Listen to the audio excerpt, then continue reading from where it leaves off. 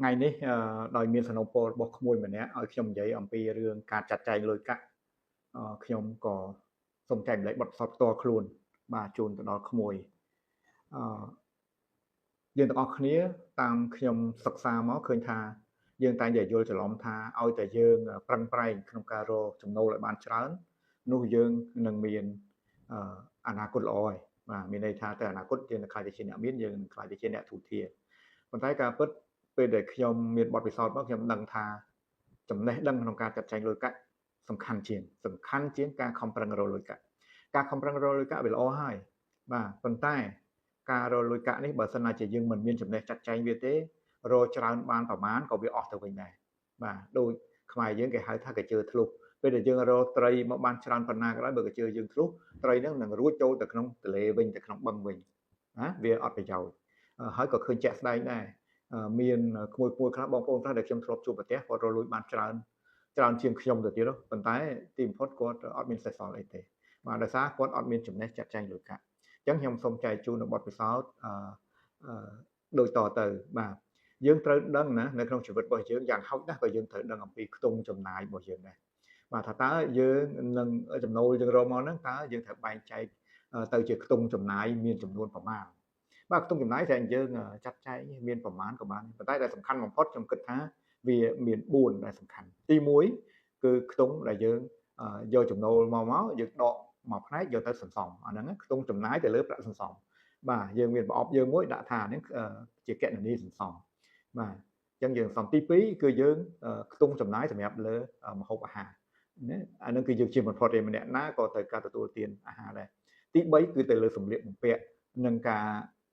ទំនាក់ទំនងសង្គមអីផ្សេងហើយនឹងទី4គឺទៅលើការថែទាំសុខភាពបាទខ្ញុំគិតថាយ៉ាងហោចក៏យើងមានណាខ្ទង់ចំណាយ4យ៉ាងហ្នឹងដែរអញ្ចឹងបើបងប្អូនកូនធ្វើក្មួយនឹងចៅមិនទាន់ដឹងទេអានឹងគិតចាត់ចែង4ចំណែកហ្នឹងទៅបាទបើគិតដល់5ដល់6ទៀតក៏មិនអីដែរបាទប៉ុន្តែយ៉ាងហោចត្រូវមាន4ហ្នឹងឥឡូវសូមចាប់ផ្ដើមបកស្រាយម្ដងមួយរឿងការសន្សំបាទការសន្សំគឺជារឿងសំខាន់ហើយដំបូងគេអញ្ចឹងចង់រកបានប្រមាណហើយត្រូវដកសន្សំសិនអត់ឲ្យចាយអស់ទេបាទទោះថាយើងរកតិចយើងដកសន្សំតិចរកច្រើនដកសន្សំច្រើនប៉ុន្តែតាមបទពិសោធន៍របស់ខ្ញុំដែលល្អបំផុតគឺដកសន្សំពី10ទៅ20%នៃប្រាក់ចំណូលបើយើងរកបាន100ដាច់ខាតយើងត្រូវដក10រៀលឬក៏20រៀលចន្លោះហ្នឹងបាទយកទៅសន្សំហើយដល់ពេលដែលយើងសន្សំលុយមកបានច្រើនមកល្មមនឹងយើងវិនិយោគធ្វើអីមួយយើងយកទៅវិនិយោគឬក៏យើងយកទៅទិញទ្រព្យបាទណាហើយបើសិនណាជាយើងអ្នករកទទួលទានរកស៊ីធ្វើអាជីវកម្មអីវិញមានធុរកិច្ចអីវិញលុយសន្សំរបស់យើងត្រូវបញ្ចូលទៅបង្កើននៅថ្លៃដើមរបស់រកស៊ីរបស់យើងកាលមុនដើមត្រឹមតែ10000នេះដល់យើងសំលុយបានច្រើនវាទៅជា12000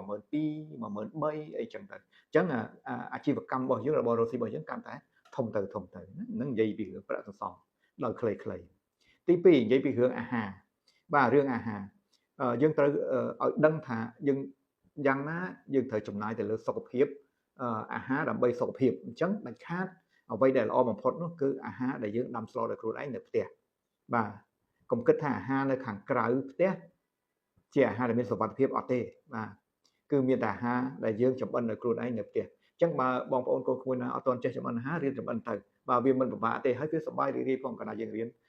ចម្អិនអាហារដោយខ្លួនឯងហើយបើនៅផ្ទះយើងមានដាំដុះនេះតិចតួចជីសក្រីអីឬក៏ដំណាំអីដែលយើងអាចល្មមដាំបានឬក៏ចិញ្ចឹមមាន់ចិញ្ចឹមទាអីណាតែតាមលទ្ធភាពអានឹងក៏ជាផ្នែកមួយរួមចំណែកដល់ចំណីអាហាររបស់យើងដែលមានសុខភាពល្អដែរជាជាងយើងទៅទិញអ្វីពីខាងក្រៅដែលគេប្រើគីមីដែលគេប្រើអ្វីផ្សេងធ្វើឲ្យប៉ះពាល់ដល់សុខភាពបាទអញ្ចឹងយើងត្រូវពិចារណា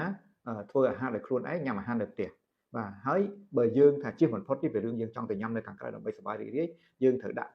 កម្មវិធីមានកាលវិភាគណាបើយើងរកចំណូលបានតិចអានឹងយើងគិតថាមួយខែចាំចេញក្រៅម្ដងអញ្ចឹងឬក៏2ខែ3ខែអញ្ចឹងទៅបាទឬក៏បើយើងរកមកគ្រាន់បើយើងថយមកតែមួយខែយើងញ៉ាំក្រៅម្ដងឬក៏មួយអាទិត្យយើងទៅញ៉ាំកាទៀវម្ដងអីចឹងឧទាហរណ៍ណាទី3តកតងទៅនឹងសម្លៀកបំពាក់សម្លៀកបំពាក់មិនចាំបាច់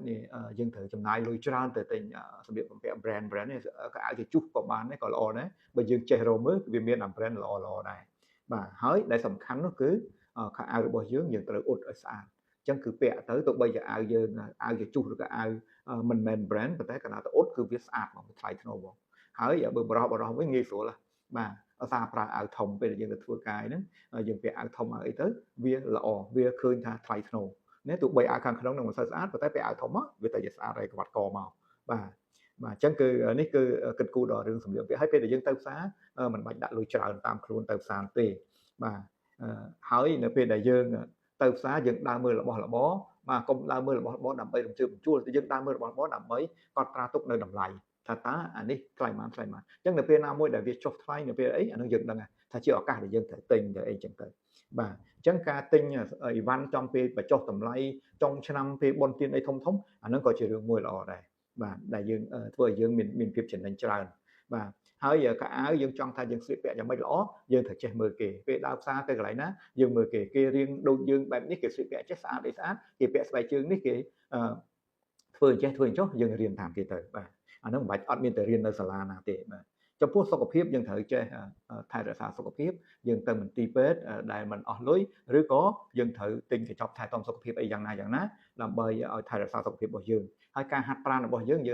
បើយើងមិនសូវមានលុយទេយើងមិនបាច់ទៅ gym ទៅអីណាចាយលុយច្រើនទេយើងធ្វើការពលកម្មនៅផ្ទះដាំដុះស្អីអស់ហ្នឹងក៏សិតតែជាការហាត់ប្រាណដែរដែលធ្វើឲ្យយើងបែកញើសអីចឹងណាយើងបោះសម្អាតឬរក្សាអនាម័យនៅផ្ទះអានេះគឺជារឿងដែលល្អបំផុតបាទអញ្ចឹងគឺនេះគឺជាអ្វីដែលជាការចាត់ចែងរបស់យើងហើយនៅពេលដែលយើងមានការធូរស្រាលសំបានច្រើនយើងកុំភ្លេចថាពេលខ្លះបើយើងថាយើងមានទ្រព្យច្រើនយើងមានដីយើងមានផ្ទះអីច្រើន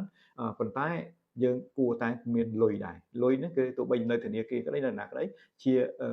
ជារឿងមួយដែលកណ្ដាលយើងមានអាសន្នយើងអាចយកលុយមកប្រើបានបាទជាងបើសិនណាយើងអត់មានលុយនឹងទេយើងមានតែផ្ទះយើងមានអីទោះបីបោកមកយើងថាតម្លៃច្រើនប៉ុន្តែដល់ពេលមានឈឺមានការអាសន្នអន់ក្រយើងមិនងាយលក់ផ្ទះលក់ដីនឹងបានភ្លាមទេ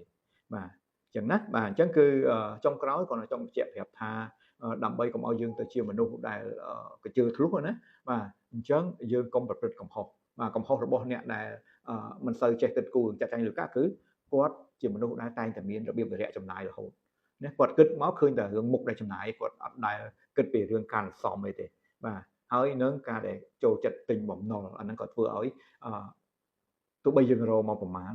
ក៏វាខាតបង់ទៅវិញបាទដោយសារការមិនចេះគ្រប់គ្រងនេះឯង